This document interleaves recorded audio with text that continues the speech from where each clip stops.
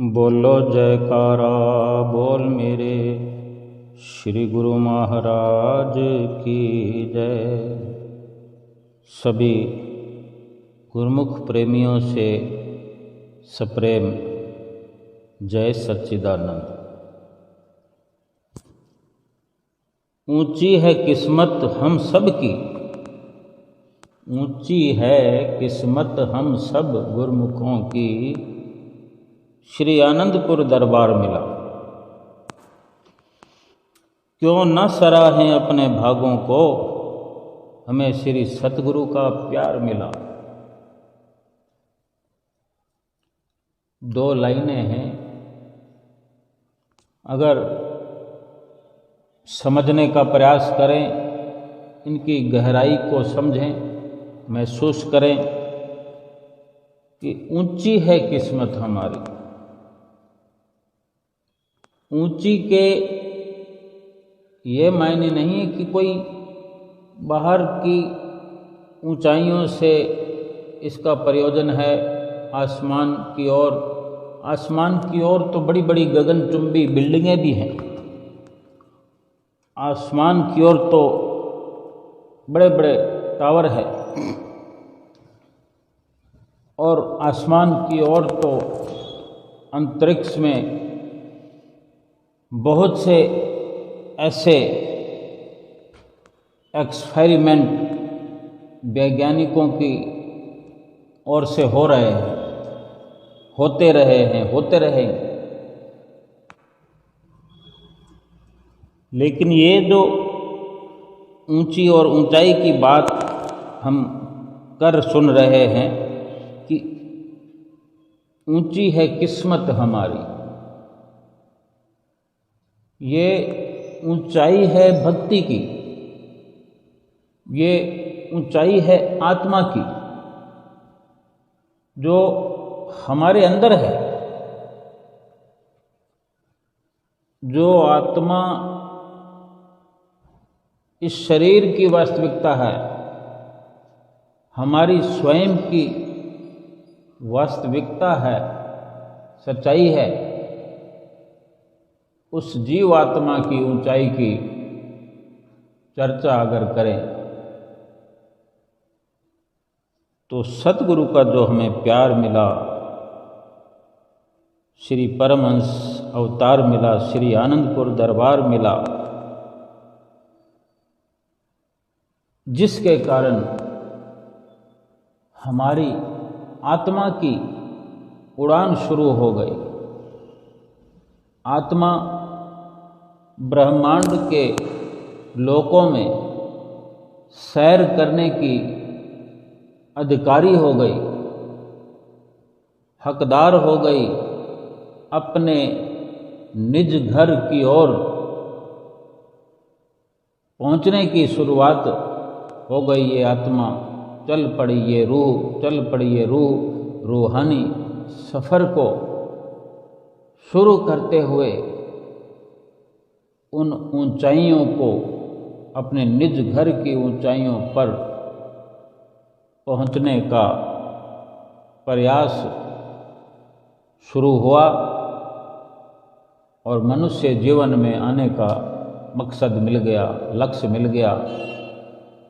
और इस लक्ष्य की प्राप्ति के लिए जो हर पल प्रयास शुरू हुआ, ये श्री आनंदपुर दरबार की चरण शरण मिलने पर, ठिकाना मिलने पर, बैठक मिलने पर, श्री सतगुरुदेव महाराज जी के आशीर्वाद प्राप्त होने पर, उनकी दया होने पर कि उन्होंने हमें अपना लिया, और हमने भी अपने सतगुरु को अपना बना लिया। हम अपने भागों की जितनी सराहना करें कम है, उतना ही कम है। जितनी भी सराहना करें कम ही कम है। हम अपने भागों की सराहना ही नहीं कर सकते कि हम इतने भाग्यशाली हैं, हम इतना ऊंचा दर्जा रखते हैं, केवल इसलिए कि हमें सतगुरु का परिपूर्ण सतगुरु का प्यार मिला है। परम पिता परमात्मा का, भगवान का, उनके जो हम अंश हैं, उनके बच्चे हैं, उनके सेवक हैं। परमात्मा के सेवकों का, बच्चों का मार्ग जो है सत्यता का मार्ग है। और महापुरुष सतगुरु दाता दीनदयाल जी भी हमें इसीलिए इस झूठी जिंदगी से, झूठे जीवन से मुक्त कर देना चाहते हैं। हम बार बार जन्म लेकर आते रहे, फिर मरते रहे, फिर आते रहे, फिर मरते रहे, फिर ये सिलसिला 84 लाख योनियों का चलता रहा। और जन्म दर जन्म हमारी ये जीवात्मा जो आज बुलंदियों की ओर रूहानी सफ़र में है, ये दुख उठाती रही। हर जन्म में, जन्म दर जन्म दुखों का सामना करती हुई इतनी कमज़ोर, व्याकुल, दुखद अवस्था में, जीर्ण शीर्ण अवस्था में, जैसे कोई इंसान खुराक न मिलने पर एक मात्र कंकाल बनकर रह जाता है। वो जीवन जीता तो है, लेकिन उसके अंदर जीवन जीने के लिए कोई मकसद नहीं, कोई लक्ष्य नहीं। वो केवल एक मात्र हड्डियों का ढांचा बनकर रह जाता हो। उसी प्रकार ये जीवात्मा भी बार बार जन्म मरण के चक्कर में फंसते हुए खो चुकी अपना लक्ष्य और दुखों का सामना करते हुए जर जर हालात में, जीर्ण शीर्ण हालात में कमज़ोर व कंकाल बनकर रह गई। श्री सतगुरुदेव महाराज जी की कृपा हुई और अपनी चरण शरण हमें बख्शी। श्री आनंदपुर दरबार में बैठक प्रदान की और उनका लक्ष्य इस दुनिया में आने का यही है कि वो अपनी रूहों को झूठे जीवन से बचाते हैं, मुक्त करना चाहते हैं कि हमारी ये रूहें फिर से 84 में ना जाएं, जन्म मरण के चक्कर में ना पड़ करके अपने निज घर में वापसी करें। इसलिए कहा जाता है कि परमात्मा का जो मार्ग है वो सत्यता का मार्ग है, सच्चाई का मार्ग है। इसीलिए संत महापुरुष हमें आगाह भी करते हैं कि अगर हम अपने प्रति झूठे हैं, महापुरुषों के वचन है कि तुम अगर अपने प्रति झूठे हो और सारी दुनिया के प्रति सच्चे भी बन जाओ तो भी परमात्मा के सामने तो झूठे ही रहोगे। विचार हम ही को करना है कि हम क्या अपने प्रति झूठे हैं, क्या हम सच्चाई का सामना कर पा रहे हैं, सच्चाई के रास्ते पर चल पा रहे हैं, हमारा सफ़र सच्चाई की ओर है, वास्तविकता की ओर है। क्या हम वास्तविकता को पहचानने का प्रयास कर रहे हैं, कुछ साज संभार कर रहे हैं। इस मनुष्य जीवन में 84 लाख योनियों का जीवन चलता रहा है, बार बार ऐसे अवसर मिलते रहे, लेकिन ये मनुष्य चोला जो मिला है, ये मनुष्य जीवन जो मिला है, इसका लक्ष्य अलग है। 84 लाख योनियों में जो हमसे कर्म होते रहे, हमारा जो लक्ष्य भटका रहा, ये मनुष्य जन्म उस लक्ष्य को पाने के लिए ही मिला है, उस सत्यता की ओर अपनी रूह को बढ़ाने के लिए, चलाने के लिए ही मिला है। तो क्या मनुष्य जीवन में कोई साज संभार हम कर रहे हैं? हम अपने प्रति अगर सच्चे नहीं हैं और सारी दुनिया के प्रति सच्चे बने रहें, सारी दुनिया की पूजा करते रहें, सारी दुनिया का खैर मकदम करते रहें, सारी दुनिया को नमन करते रहें और अपने अंदर अजर अमर जो आत्मा है उसके आगे झूठे साबित होते रहें, झूठे बने रहें, उसकी संभाल नहीं करेंगे, उसकी खोज खबर ना लेते हुए उसकी खुराक का, उसके खान पान का अगर ख्याल नहीं करेंगे। जैसे हर किसी के घर में, हर किसी के साथ या स्वयं हर कोई अपने माता पिता के साथ रहता है या अपने माता पिता को साथ रखता है। हम जैसे भी सोचें, हम ये विचार करें कि मैं अपने माता पिता के साथ रहता हूँ, मैं अपने जन्म देने वाले माता पिता के साथ में हूँ, मेरे माता पिता ने मुझे रखा है, या ऐसा भी कह सकते हैं कि मैं अपने माता पिता को अपने साथ रखता हूँ, पास रखता हूँ।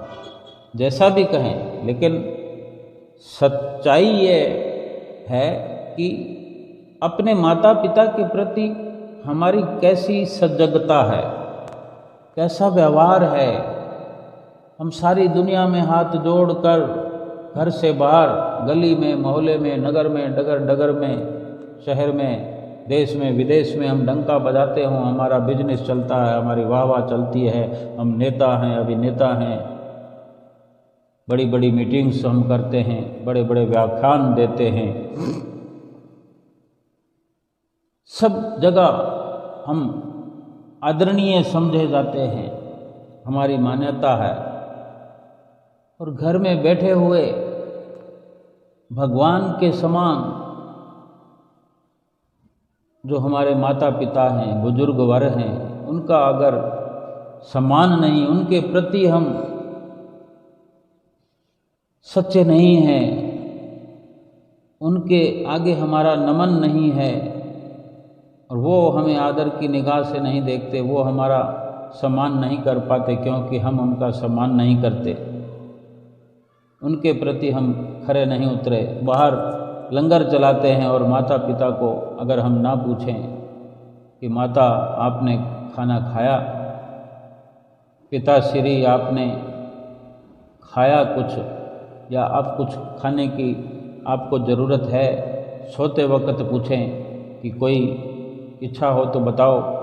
सुबह उठने पर उनको एक नज़र निहारें, उनके आगे से गुजर जाएं, उनके आसपास बैठ जाएं, या उनका पल दो पल का साथ करें। और इसी प्रकार दिन में समय समय पर उनकी नज़दीकी हासिल करें या उनको अपनी नज़दीकी हासिल कराएं। तो ये सोने पर सुहागा हो जाएगा कि हम घर से सम्मानित हैं और घर में अपने बड़े बुजुर्गों का, माता पिता का सम्मान करते हैं और सम्मान पाते हैं। फिर चाहे संसार में, संसार भर में, दुनिया भर में हम सामाजिक तौर पर जो भी हम सम्मान करते हों, सम्मान पाते हों, उसमें फिर झूठी व्यवस्था समाप्त हो जाएगी। क्योंकि माता पिता का जो प्यार है, माता पिता की जो नज़दीकी है, माता पिता के जो भाव हम समझने लगते हैं या माता पिता को अपने भावों द्वारा प्रसन्न करते रहते हैं, हमारा दिल साफ हुआ रहता है। भले ही ये सांसारिक जीवन है, संतों महापुरुषों के नज़रिए से सांसारिक जीवन और आध्यात्मिक जीवन में बहुत बड़ा फर्क होता है, लेकिन कहीं ना कहीं सांसारिक जीवन से मिली हुई सीख, सांसारिक जीवन के अंदर बनाए हुए अच्छे सुंदर नियम हमें आध्यात्मिक जीवन में, भक्ति के मार्ग में बहुत ऊंची बुलंदियों तक ले जाते हैं, हमारी रूह की पहचान तक करा देते हैं। सर्वप्रथम हम स्वयं विचार करें कि हमें सतगुरु की शरण जो मिली, हम तो संसार में ही हैं, संसारिक ही हैं, सतगुरु की शरण मिली तो सतगुरु हमें जो भी वचन फरमाते हैं वो हमारी घर से शुरुआत करते हैं। अभी 2 दिन 3 दिन पूर्व ही श्री गुरु महाराज जी श्री प्रयाग धाम में हैं, तो एक लगभग 50-55 साल का व्यक्ति जो आज भी बेटा है अपनी माँ का, क्योंकि जिसकी माता का हाथ अपने बेटे के सर पर हो, जिसका साथ अपने बेटे के साथ हो, वो सौभाग्यशाली है, आज तक सौभाग्यशाली बना हुआ है कि जो अभी भी माता की छत्र छाया में रह रहा है और जाने 6 महीने से दरबार में सेवा कर रहा है। जिन भी परिस्थितियों में हो लेकिन अपनी सेवा दिल से करता है। कुछ तकलीफ़ें इस उम्र में 55 साल की उम्र में तकलीफ़ें होती हैं, तो माता तो उसकी और भी उम्र दराज है तो उसको भी शारीरिक पीड़ाएं होती ही हैं। वो प्रेमी भगत जो है बार बार यही कहता है, जैसे गुरु महाराज जी की मौज, मुझे तो श्री गुरु महाराज जी की मौज स्वीकार्य है, अगर आज्ञा मिलेगी तो मैं जाऊंगा, लेकिन मेरी इच्छा नहीं है जाने की। और उसने कहा भी कि 5 जून को मैंने घर जाना है। 6 महीने से लगभग यही है, इससे भी थोड़ा ज़्यादा हो सकता है समय। 5 तारीख को जाना है, लेकिन फिर भी अपने अंतर मन से श्री गुरु महाराज जी के वचनों को प्राथमिकता दी है। श्री गुरु महाराज जी के हाथों में बागडोर दी है। अब माँ और बेटा, वृद्ध माता और बेटा श्री गुरु महाराज जी के सामने जब माथा टेक रहे हैं तो माता आज्ञा मांगती है कि मुझे घर जाना है और बेटा भी मेरे साथ जाएगा। तो बेटा सिर हिलाता है, इतनी उम्र में भी देखो माँ से प्यार करता है। और जब बेटा सिर हिलाता है तो श्री गुरु महाराज जी ने भी आज्ञा दी कि नहीं, तुम्हारी माता है, माता को साथ ले जाओ, माता की सेवा करो। यानी श्री गुरु महाराज जी भी भक्ति प्राप्त करने के लिए भी, भक्ति पाने के लिए भी ये एक सुंदर इशारा करते हैं कि माता पिता की सेवा करते हुए भक्ति करो, भक्ति भजन करो, भगवान की प्रसन्नता प्राप्त करो। सर्वप्रथम माता पिता की सेवा है। वो किसके सहारे इस संसार में जिएंगे? क्योंकि वो हमारा सहारा बने हैं, तो आज हमें उनका सहारा बनना चाहिए। और उनकी सेवा करते हुए जो सतगुरु की भक्ति करता है, उस भक्ति में 4 चांद लग जाते हैं। उसमें बड़ी सफलता मिल जाती है कि सतगुरु की अधिक प्रसन्नता उस पर उतरती है, उस जीव पर, उस गुरुमुख प्रेमी पर, उस भाई पर, उस बहन पर अधिक कृपा उतरती है सतगुरु की। सतगुरु बड़े प्रसन्न होते हैं कि एक मर्यादा में चलते हुए, जिस प्रकार मर्यादा पुरुषोत्तम राम ने अपने माता पिता की सेवा करते हुए एक त्याग का, बलिदान का जीवन आदर्श हमारे लिए रखा। श्री गुरु महाराज जी हम गुरुमुख प्रेमियों के लिए इस जीवन के अंदर एक बड़ी पहचान हमारे लिए छोड़ते हैं, बड़ा रास्ता हमारे लिए बनाते हैं।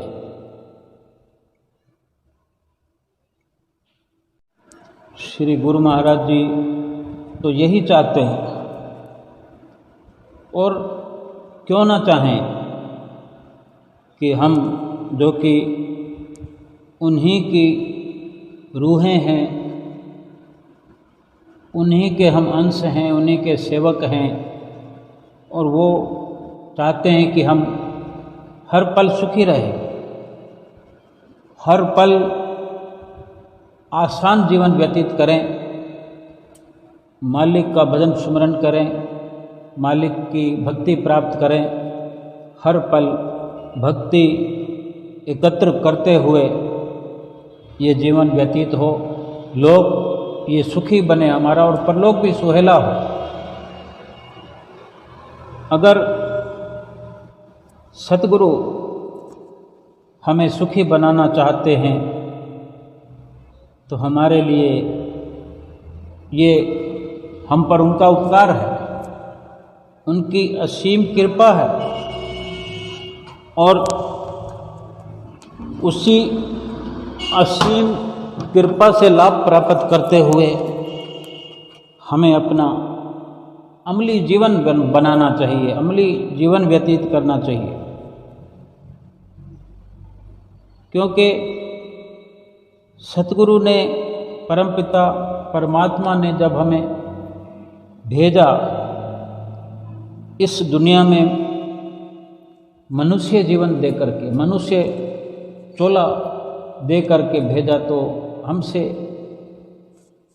ये उम्मीद करते हुए, क्योंकि उनको रूह से मतलब है, आत्मा से, जो कि परमात्मा की अंश है, जो आत्मा हमारे शरीर के अंदर मौजूद है, वो चिरकाल से झकोले खाते हुए 84 लाख योनियों की भटकनाओं में भटक करके बड़े दुख उठाते हुए आई है, जन्म दर जन्म दुख उठाती रही है। दुख ऐसा कि हम उसकी कल्पना भी नहीं कर सकते, इतना अथाह दुख जिसकी गिनती नहीं की जा सकती, जिसका कोई अनुमान नहीं लगाया जा सकता, इतना अथाह दुख। एक जन्म के अंदर इंसान जीवन जीते हुए कितना हैरान परेशान रहता है, दुखों से घिरा रहता है, शारीरिक दुख, मानसिक दुख, आर्थिक दुख, सामाजिक दुख, दुख ही दुख इस जीवन में लगा रहता है। और ये मनुष्य जीवन है जिसमें ये अपने प्रयासों से दुखों से छुटकारा पा सकता है और पाता भी है, चाहे वो सांसारिक स्तर पर ही क्यों ना हो, लेकिन कोशिश कर सकता है, प्रयास कर सकता है और सफल भी होता है। संत महापुरुष तो आध्यात्मिकता की दृष्टि से हमें लोक और परलोक का सुख देना चाहते हैं, और जिस दुख की हम बात करते हैं, जिस दुख से हमें छुटकारा दिलाना चाहते हैं, वो 84 लाख योनियों की अगर दुख की हम कल्पना भी करें तो हमारी कल्पना से भी परे इतना दुख है 84 लाख योनियों का। 84 लाख योनियों की जो दुखद अवस्था है उसकी गणना नहीं की जा सकती। एक जीवन के दुखों से हम इतने परेशान हो जाते हैं, विचलित हो जाते हैं, तो 84 लाख योनियों का कितना तो समय होता है। एक जीवन के समय के अनुसार अगर हम कुछ थोड़ा अंदाज लगाएं केवल कि 84 लाख योनियों के अंदर कितना समय व्यतीत होता है एक एक योनि में। ऐसी ऐसी योनियां हैं जो मनुष्य योनि से भी कई गुना अधिक उम्र होती है उस योनि की। अजगर जैसी योनियां हैं, सांपों जैसी योनियां हैं, और ऐसे ऐसे जंतु हैं, जीव जंतु हैं। मनुष्य योनि से कितनी अधिक उम्र होती है, और सारे पूरे जीवन में दुख ही दुख होता है। 84 लाख योनियों में कितना दुख ये पा चुकी हुई है हमारी जीवात्मा। परमात्मा ने यही उम्मीद करते हुए ये मनुष्य जीवन बख्शा, और यहाँ पर परमात्मा ने हमारे लिए ये व्यवस्था की कि संत सतगुरु से मिलन करा दिया। हमें सतगुरु की प्राप्ति हुई है, सतगुरु की चरण शरण मिली है, सतगुरु ने अपने चरणों में बैठक दी है, श्री आनंदपुर दरबार में हमारी बैठक की है, हमें ठिकाना दिया है, और जो भक्ति के नियम हमें सिखाते हैं, समझाते हैं, हर दिन हर घड़ी हमें सुख प्राप्ति के साधन बतलाते हैं, सुखी होने के तरीके बतलाते हैं। सुख कौन सा? जीवात्मा के लिए। जीवात्मा जो चिरकाल से जन्मों जन्मों में दुख उठाते हुए आई है, और इतना दुख पाकर कि इसको अपनी निजी खुराक नहीं मिली, और इतनी कमज़ोर, इतनी दुर्बल, एक कंकाल मात्र रह गई है, और हमें सोझी नहीं हो रही, हम सजग नहीं हो पा रहे हैं अपनी आत्मा के प्रति कि हमने आत्मा की संभाल करनी थी, आत्मा को सुखी बनाना था, आत्मा को खुराक देनी थी, इसलिए मनुष्य जीवन मिला। और हम रात और दिन माया के कामों में, माया के धंधों में और माया में उलझ गए हैं, माया में लवलीन है, रोम रोम हमारा माया के अंदर ग्रसित है, रचा पचा पड़ा है। और फिर से 84 लाख योनियों का दुख इस जीवात्मा को मिल जाए, ये सतगुरु नहीं चाहते। सतगुरु को दया आती है, सतगुरु हमारे बड़े दयालु हैं, उनको हर वक्त हमारी जीवात्मा का, रूह का ख्याल लगा रहता है। हमारी रूह से रूहानी सफ़र करवाना चाहते हैं, हमारी रूह को ब्रह्मांड की ऊंचाइयों में, ब्रह्मांड की सैर कराते हुए अपने निज घर में पहुंचाना चाहते हैं, अपने साथ मिलाना चाहते हैं, अपने साथ रखना चाहते हैं और हमारे साथ रहना चाहते हैं। ये कितना हमारे लिए स्वर्णिम अवसर है, नायाब अवसर है कि हम जितनी सराहना अपने भागों की करें उतना कम है कि हमारी रूह सुरखरू हो जाए, परमात्मा के धाम में कितना मान सम्मान पाएगी। 84 लाख योनियों से आज़ाद हो जाएगी, हमेशा हमेशा के लिए इन दुखों से छुटकारा हो जाएगा। ये सतगुरु का हम पर उपकार नहीं है तो क्या है।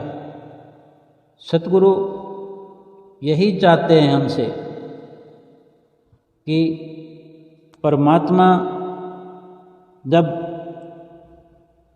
हमसे ये उम्मीद करते हैं और हमसे पूछा जाए कि जिस कारण से या जिस प्रकार से तुम्हें जीवन जीने के लिए भेजा गया, क्या तुमने उस प्रकार से, उस तरह से जीवन को जिया? क्या जवाब है हमारे पास?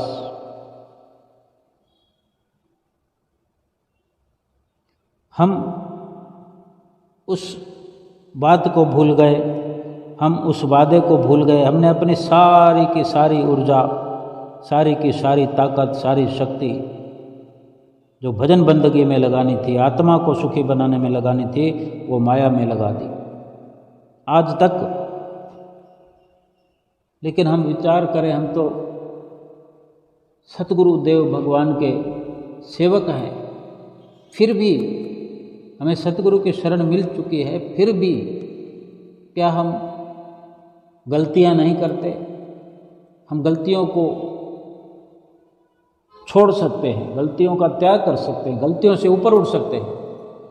हमें नित्य नियमों की समझाइश होती है, तो क्या हम 2 समय श्री आरती पूजा कर पाते हैं? श्री गुरु महाराज जी के आगे खड़े होकर श्री आरती पूजा दोनों समय की कर पाते हैं? कितना इसमें सुधार करने की ज़रूरत है, हम करें। अगर करना चाहें तो हम कर सकते हैं और करना चाहिए। सतगुरु की प्रसन्नता कैसे मिलेगी?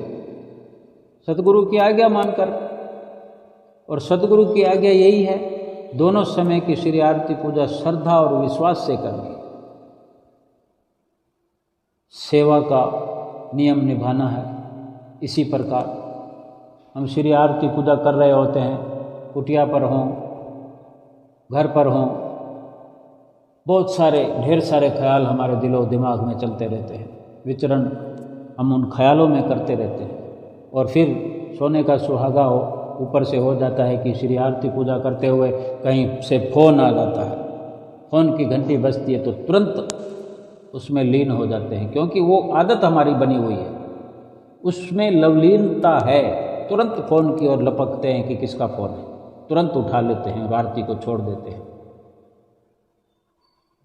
जो उस वक़्त निमग्न रह पाए तो क्या बात है, वो तो सतगुरु की प्रसन्नता का पात्र ही है। अगर हम गलती कर जाते हैं, श्री आरती पूजा में समय कितना लगता है, भले हम कहते हैं कि 1 मिनट का भी समय नहीं है, एक एक मिनट हमारा कीमती है, तो वो कीमत क्या है? रुपया, पैसा, धन, माल, ऐसी सूरत, बड़ाई, सम्मान। तो फिर भक्ति की दौलत को तो हमने समझा नहीं कि उसकी क्या कीमत है, क्या कदर है, कितनी कीमत की कदर की चीज़ है। यही तो सतगुरु के वचन होते हैं कि नित्य नियमों की पालना श्रद्धा से करनी है। हमें चाहिए कि अव्वल तो ये होना चाहिए कि श्री आरती पूजा से पहले ही फ़ोन को बंद कर देना चाहिए, स्विच ऑफ कर देना चाहिए। 20-25 मिनट लगते हैं श्री आरती पूजा में, आधा घंटा लगा लो, और जल्दी अगर करें तो 15 मिनट में भी हो जाती है, 17 मिनट में भी हो जाती है। जो भी अपना पैमाना बनाए, कम से कम अपना निर्धारित किया हुआ समय तो श्रद्धा से हमको देना चाहिए। वो समय जो हमने निर्धारित किया है कि हमने श्री आरती पूजा को 20 मिनट में ख़त्म करना है, तो कम से कम उस वक़्त में हम कुछ भी अटेंड ना करें। और ऐसा हम कर सकते हैं। समय कीमती तो तभी कहा जाएगा जब कीमत की वस्तु प्राप्त की जाएगी। उस समय में, कीमती समय में कीमती वस्तु अगर प्राप्त की जाएगी, कीमती समय तभी कहा जा सकता है। मिट्टी और कंकड़ पत्थर इकट्ठा करने में समय कीमती समय लेके कैसे लग जाएगा? जिस कीमती वस्तु के बदले में कुछ ऐसा नजराना मिले कि रूह सुरखरू हो जाए, हमारा जन्म सफल हो जाए, लोक परलोक समर हो जाए, कीमती वस्तु तो वो है, या कि वो है जो हमने अपनी समझ से, जहाँ हमने अपना समय लगा रखा है या लगाए रखते हैं। दुनिया का धन दौलत, ऐश इशरत, सामान संपदाएं दुनियावी एकत्र करने में अपना समय खर्च कर रहे हैं, क्या वो कीमती सरमाया है जो इस लोक में भी साथ नहीं दे सकता? गारंटी नहीं है, तो परलोक तो साथ जाना ही नहीं है। रूह को कैसे सुखी बनाएंगे फिर हम? माया में रच फच करके अपनी आत्मा को 84 लाख योनियों की कैद से आज़ादी नहीं दिलाई जा सकती। अपनी श्री आरती पूजा को बड़े संयम से करना चाहिए, श्रद्धा से करना चाहिए, निमग्न अवस्था में करना चाहिए। इसी प्रकार सेवा को भी अंजाम देना चाहिए,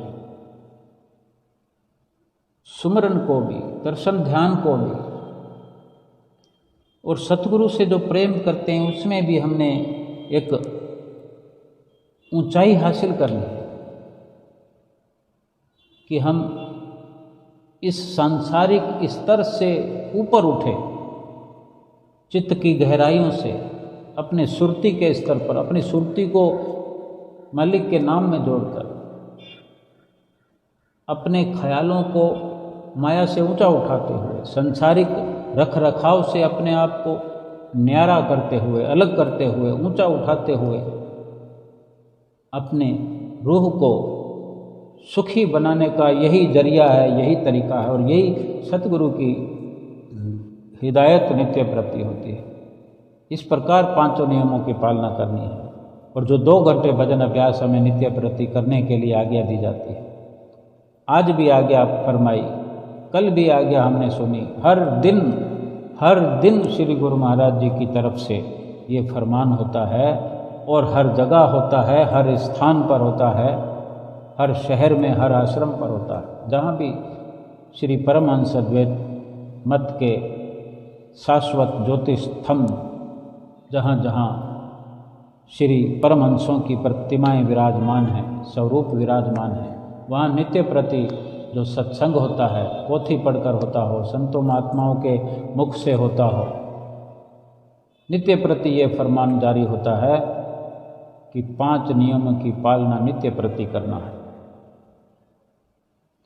हम जो भी कर चुके, लेकिन महापुरुष फरमाते हैं कि आज अभी इस सत्य को स्वीकार कर लो।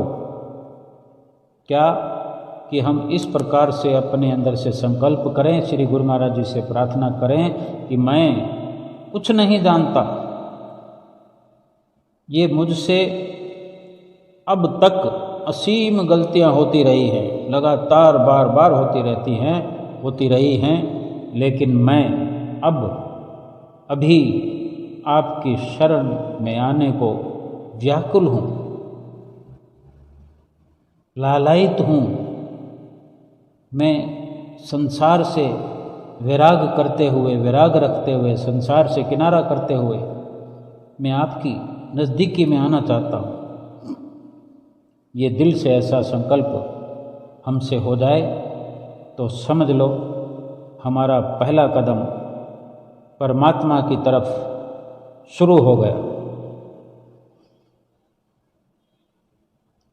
पहला कदम उठते ही यात्रा की शुरुआत हो जाती है। यूं समझ लो कि आधी सफलता मिल गई।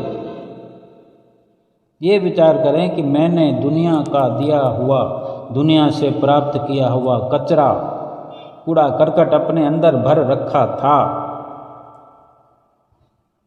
यानी अब सोच लग रहे हैं कि जिसको हमने आज कूड़ा करकट समझ लिया, और कूड़ा करकट जहाँ समझ लिया जाता है फिर उसको बाहर निकालने की एक मुहिम चल जाती है। हम जहाँ रहते हैं, बैठते हैं, वहाँ पर कूड़ा करकट स्वीकार्य नहीं होता हम उसको बाहर निकाल कर ही चैन लेते हैं। और इसी प्रकार हम ये महसूस करें कि हमने अपने अंदर कूड़ा करकट भर रखा था, संसार की मोह मायावी सामानों का, रिश्तों का, जो भी है, लेकिन अब उससे किनारा हम करना चाहते हैं। ऐसा सोचते ही हम निर्दोष बालक की तरह, बच्चे की तरह पाक साफ हो जाएंगे। संस्कारों विकारों को किनारा देते ही, बाहर निकालते ही हम निर्मल पाक साफ हो जाएंगे। श्री गुरु महाराज जी तो हमारा हाथ पकड़े हुए हैं, पकड़ने के लिए तैयार हैं। हम ही बार बार छुड़ाने का प्रयास करते रहते हैं और मोह माया में जाते रहते हैं। इस प्रकार अपनी रूह को पाक साफ करते हुए, मन को निर्मल करते हुए, सतगुरु का हाथ, सतगुरु को अपना हाथ पकड़ाते हुए तटस्थ हो जाए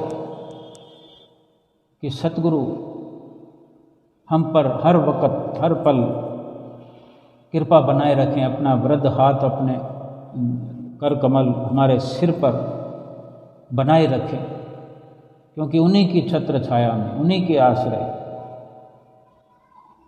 उन्हीं से आशीर्वाद प्राप्त करते हुए हम मुमकिन तौर पर ये सफलता प्राप्त कर सकते हैं, सुखद जीवन की शुरुआत कर सकते हैं और सुखद जीवन बना सकते हैं। और जो इस जीवन की सफलता है उसे प्राप्त करते हैं। जीवन की सफलता यही है, केवल और केवल इस जीव आत्मा को 84 लाख योनियों की कैद से छुटकारा दिलाना। एक बार ही तो दिलाना है। एक बार छुटकारा मिल जाए तो ये जीव आत्मा अपने अंशी परमात्मा से मिल जाएगी, अपने निज घर में पहुंच जाएगी। अगर कोई व्यक्ति बाहर कहीं भटक जाए और अशांत परेशान हो जाए, भटक रहा हो और कहीं से उसको मार्ग दिखाने वाला मिल जाए, रास्ता दिखाने वाला मिल जाए, तो एक बार उसको अपने घर में पहुंच जाने की देर है। एक बार अपने घर पहुंच जाए फिर सारे दुख दूर हो जाते हैं, सारी भटकना खत्म हो जाती है। ये जीव आत्मा भी जो चिरकाल से 84 लाख योनियों में भटक रही है, भटक कर दुख उठा रही है, एक बार अपने निज घर में पहुंच जाए, सारे 84 लाख योनियों का दुख पूर्ण तौर पर समाप्त हो जाएगा। और जब अपने निज घर में पहुंच जाएगी तो फिर भटकना कैसे, फिर 84 लाख योनियां कैसी, फिर दुख कैसे। सुख स्वरूप तो स्वयं जीवात्मा है ही, लेकिन भटक जाने के कारण सुखों से वंचित है। अपने निज घर से दूरी होने पर, निज घर का रास्ता भूल जाने के कारण रास्ते में माया के भुलेखे में आकर, माया के पंजे में फंस करके बार बार लगातार जन्म दर जन्म योनियों में जाकर के दुख उठा रही है। इस प्रकार इस कदर दुख उठाते हुए हैरान परेशान और इतनी कमज़ोर अवस्था में आ चुकी है, इतना दुख उठाते हुए और खुराक ना मिलने का कारण, मालिक के भजन सुमरन की खुराक ना मिलने के कारण कंकाल मात्र रह गई है। और अगर इसको वही खुराक जो इसकी है, मालिक का सुमरन, मालिक का भजन कीर्तन सत्संग, श्री आरती पूजा सेवा सुमरन दर्शन ध्यान नित्य प्रति ये मिलना शुरू हो जाए तो धीरे धीरे देखते ही देखते ये जीवात्मा हष्ट पुष्ट होकर ताकतवर बनकर, इतनी ताकतवर बनकर माया के पंजे से निकल जाएगी। फिर इसी दुनिया में रहते हुए जो कि ये जीवात्मा इस शरीर के द्वारा दुख उठा रही थी, फिर ये मजबूत होकर ताकतवर होकर मालिक के भजन सुमरन की खुराक प्राप्त करके फिर इसी जीवन में, इसी संसार में रहते हुए, इसी माया के साथ रहते हुए भी माया का असर इस पर नहीं होने पाएगा, क्योंकि भक्ति का रंग चढ़ जाने से, भक्ति का पक्का रंग चढ़ जाने से फिर इस पर माया का असर किसी भी प्रकार से हावी नहीं हो सकता। माया के दुख इस पर कभी भी अपना प्रभाव नहीं डाल सकते। फिर माया का जो मन लुभावन चेहरा है उसकी असलियत सामने आ जाती है, समझ आ जाती है कि इस जीवन का लक्ष्य केवल और केवल सतगुरु की प्राप्ति, और सतगुरु की प्राप्ति हो जाने पर उनसे नाम की दीक्षा लेकर के उस नाम और सिमरन का भजन, उस नाम का भजन और सिमरन करते हुए जीवन को व्यतीत करना, हर पल हर घड़ी सत्यता की राह पर चलते हुए, सच्चाई के रास्ते पर चलते हुए, सत्यता को स्वीकार करते हुए, और फिर झूठे संसार से हम झूठे बन जाएं, झूठे साबित हो जाएं, लेकिन अपने आप से, अपने आप के लिए सच्चे साबित हो जाएं, सच्चे सिद्ध हो जाएं कि हम अपने आप से यानी अपनी जीवात्मा के साथ मिलकर उसकी खोज करके, उसकी पड़ताल करके, उसको सत्य की राह पर लगाकर, सत्य की राह पर चलाकर, उसको भजन भक्ति की खुराक देकर, उसको हष्ट पुष्ट ताकतवर बनाकर उसके निज धाम की ओर उसका सफ़र शुरू करा दे। उस रूह को रूहानी सफ़र मिले और ये रूह कदम दर कदम चलते हुए अपने निज घर की ओर बढ़ने लगे। यही हमारे जीवन की ऊंची उड़ान है, यही ऊंचाई है हमारे लिए, यही ऊंचाई, यही रुतबा इस जीवन का लक्ष्य है कि हमने अपनी जीवात्मा को जो माया की गहराइयों में, माया की दलदल में फंसी हुई थी, उसको निकाल करके बाहर उसे अपने निज घर पहुंचाने का संकल्प ले लिया है। और सतगुरु हर वक्त हमारे साथ हैं। हमने अपने रोम रोम को सतगुरु के हवाले कर देना है और सतगुरु से हर वक्त प्रार्थना करते हुए कि उनका आशीर्वाद हम पर बना रहे। हमको केवल उनकी आज्ञा का पालन करना है। सतगुरु हमें नित्य प्रति आगाह करते हैं कि केवल हमारे इन वचनों की पालना करो, बाकी सब कुछ हम करें। 5 नियम दरबार के जो करते श्रद्धाधार, लोक और परलोक के श्री सतगुरु जिम्मेवार। कोई घंटे 2 घंटे के लिए भी हमारा संसार में कार्य करता है तो उसके बदले में कुछ ना कुछ चाहता है। इतनी मतलब परस्ती का संसार है जहाँ हम अब तक जी रहे थे। और सतगुरु के वचन हम सुने कि सतगुरु कितनी दया हम पर करते हैं, सतगुरु का प्यार कैसा है, निस्वार्थ प्यार है, कोई मतलब परस्ती नहीं है, सच्चा प्यार है उनका, सच्चा आशीर्वाद है, सच्चा सुख प्रदान करने वाले हैं कि हमसे केवल यही चाहते हैं कि 5 नियमों की पालना आप करो, 2 घंटे भजन अभ्यास करो, सारे काम बाकी हम स्वयं करेंगे। जिन्होंने लोक और परलोक का जिम्मा ले लिया और बिल्कुल निस्वार्थ उन सतगुरु का कभी भी ख्याल अपने दिल से नहीं हटाना है, उनके दिव्य दर्शनों का हर पल आनंद लेते हुए उनकी सुंदर छवि को अपने मस्तक पर देखने का हर पल प्रयास करते हुए अपने इस लोक को और परलोक को सुहेला बनाने की पुरजोर कोशिश करते हुए अपने सतगुरुदेव भगवान की प्रसन्नता का पात्र बनना है और अपनी जीवात्मा को हमेशा हमेशा के लिए सुखी करके, हमेशा हमेशा के लिए 84 लाख योनियों से आज़ाद करके, मुक्त करके अपने जीवन का लक्ष्य हासिल करना है, लोक सुखी और परलोक सुहेला करना है। बोलो जयकारा बोल मेरे श्री गुरु महाराज की जय।